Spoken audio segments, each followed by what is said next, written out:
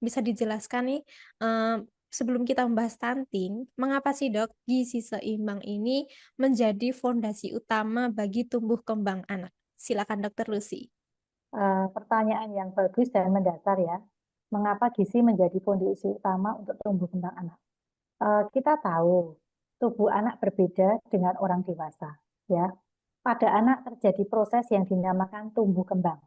Jadi bertumbuh dan berkembang.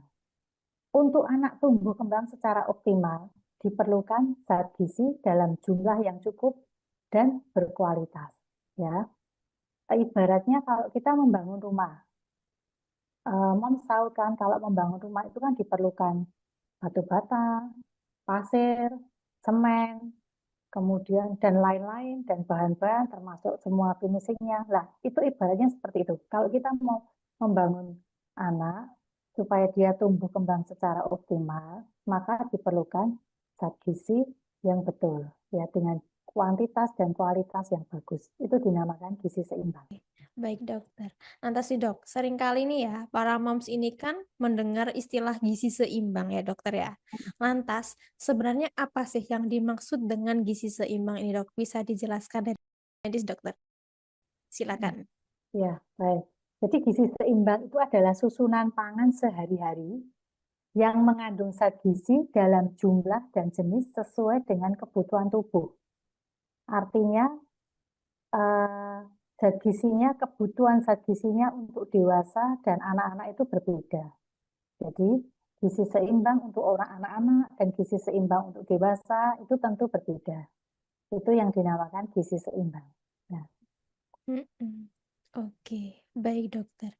Berarti nih dok, karena anak-anak kan masih dalam proses masa pertumbuhan ya dokter ya. Tentunya kan orang tua ini harus memperhatikan betul bagaimana sih gizi yang akan diberikan untuk anaknya ya dokter ya. Nah, jika seorang anak ini kekurangan gizi ya dok, apa sih hal yang akan terjadi pada tubuh anak apabila gizi tersebut tidak dipenuhi secara optimal?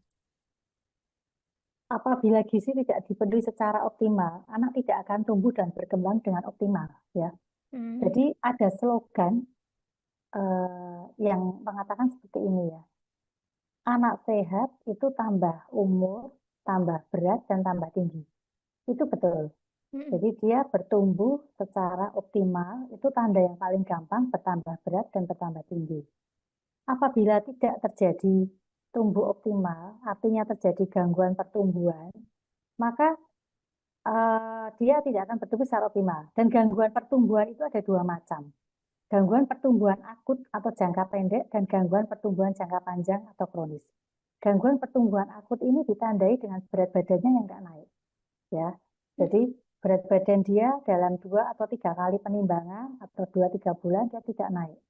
Kemudian gangguan pertumbuhan ini dinamakan wasting ya. Gangguan pertumbuhan akut tadi wasting atau kurus. Kemudian gangguan pertumbuhan kronis itu dikatakan stunting.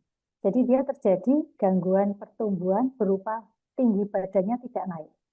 Jadi kalau berat badannya sudah tidak naik dalam jangka lama, nanti lama-lama dia nggak tumbuh, tingginya nggak tambah. Lah itu yang dikatakan stunting. Maka stunting dikatakan sebagai gangguan pertumbuhan anak jangka panjang atau kronis.